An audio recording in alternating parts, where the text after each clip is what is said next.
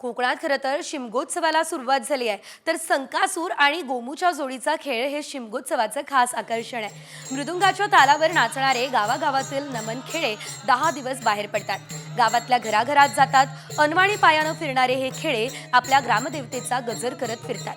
वर्षानुवर्ष चालत असलेली ही परंपरा कॉमस्कोर नुसार आता isakal.com आहे देशातील नंबर 1 ची मराठी न्यूज वेबसाईट.